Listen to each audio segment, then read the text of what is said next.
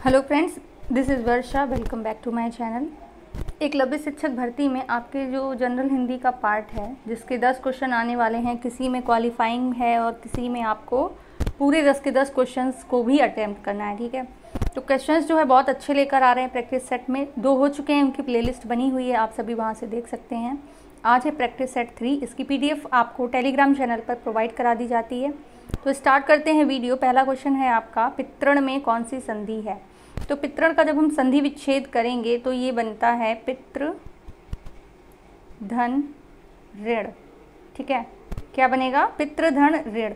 तो ये जो जिसमें भी आपका इस तरह से रा बना हो वो होती है दीर्घ संधि। याद रखिएगा, जहाँ पर भी आपका जैसे मातृ, तो ये वाला वर्ड जब आता है तो संधि आपकी बनती है दीर्घ संधि। ठीक है, याद रखना है इसको। नेक्स्ट है आपका, सप्तऋषि में कौन सी संधि है? तो जब आप इसका संधि विच्छेद करेंगे तो बनता है सप्तधन ऋषि। जब भी सप्तधन ऋषि, जब आपका इस तरह वाला वर्ड बनता हो, ठीक है, लास्ट में, तो वो गुण संधि होती है। आपको पता है जो गुण होते हैं वो किस में होते हैं? ऋषि में होते हैं। तो जहाँ पर भी इस तरह से ऋषि बने तो वो आपका गुण संधि ही होगी। ओके, नेक्स्ट बढ़ते हैं, परम धन औज। परम धन औज में कौन सी संधि है? तो जब आप इसको कंबाइंड करेंगे तो क्या बन जाएगा? परमौज। ठीक है, जिसमें आपका वृद्धि संधि होगी। शब्द देख लेते हैं, क्या बनेगा? परमौज। तो जब हमने आपको ट्रिक के माध्यम से संधि विच्छेद पढ़ाए थे तो हमने बोला था जहाँ पर 2 मात्राएं हों, 2 मात्राओं का मतलब हो गया वृद्धि संधि।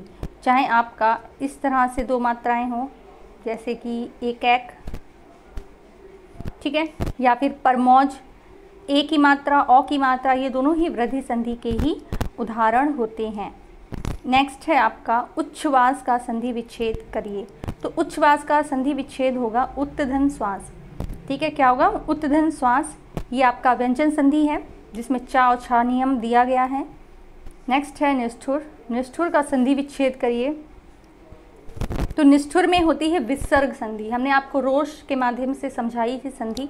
तो निह धन ठुर, क्या होगी? निह धन ठुर। इसमें आपका षटकोण लग जाएगा, फिर हो जाएगा निष्ठुर। ओके, इसके नियम ज़रूर देख लीजिए, चाहे तो आप अपने नोट्स बना लीजिए या फिर PDF जो प्रोवाइड कराई गई है उसको साथ में रख के क्लासेस देखिए। ठीक है, तो अच्छे से समझ में आ जाएगा। क्वेश्चन 6 है, यथाशक्ति में कौन सा समास है? तो जितने भी आपके वर्ड ऐसे हों जिसमें उपसर्ग लगा हो, क्या लगा हो? उपसर्ग, वो अवयवी भाव समास होते हैं। जैसे यथाशक्ति, तो शक्ति में कौन सा उपसर्ग है? यथा। प्रतिदिन, ठीक है, प्रतिदिन, प्रति लगा हुआ है उपसर्ग, तो यहाँ पे अवयवी समास हो जाएगा। प्रतिदिन हो गया, प्रत्येक हो गया। ठीक है, तो ये सारे जितने भी आपके उपसर्ग लगे हुए वर्ड्स होते हैं उनको अवयवी भाव समास कहा जाता है।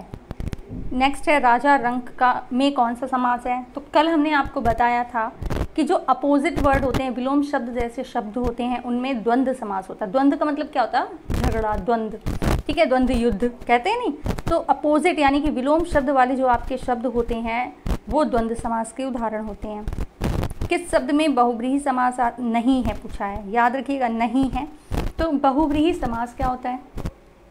बहुव्रीहि समास में जो शब्द होते हैं वो दोनों ही पद प्रधान नहीं होते हैं, कोई तीसरा अर्थ जो होता है वो प्रधान हो रहा होता है। ठीक है, बहुव्रीहि समास में जितने भी आपके भगवान जी के जो पर्यायवाची टाइप के शब्द होते हैं, जिनको बोला कुछ और जाता है, उनका अर्थ कुछ और निकलता है, वो बहुव्रीहि समास होते हैं। तो इसमें नहीं है पूछा है, तो चंद्रशेखर, चंद्रशेखर जो चंद्रमा को अपने सिर पर धारण किए हुए हैं शिव जी। लंबोदर, जिनका लंबा है उदर, क्या बोलते हैं उनको? गणेश जी बोलते हैं। चतुर्मुख, जिनके 4 मुख वाले कौन है? ब्रह्मा जी हैं। ठीक है, तो ये सभी आपके बहुव्रीहि समास के अंतर्गत आते हैं। बहुव्रीहि समास नहीं है तो गंगा यमुना, ये बहुव्रीहि समास नहीं है। ओके, चारों ऑप्शन आपको समझा दिए हैं अच्छे से। नेक्स्ट है, चतुर्भुज में कौन सा समास है? तो चतुर्भुज, 4 भुजाओं वाले कौन हो गए? भगवान श्री कृष्ण, भगवान श्री विष्णु, ये बहुव्रीहि समास हो गया। कमल नयन, अब देखिए इसमें विशेषण और विशेष्य दोनों ही हैं। आपको पढ़ने से पता चल गया होगा कि नयन की सुंदरता बता रहा है कि कमल के समान नयन है। तो ये कर्मधारय हो गया। कर्मधारय समास में क्या होती है, एक पद विशेषण होता है, एक पद विशेष्य होता है, ठीक है।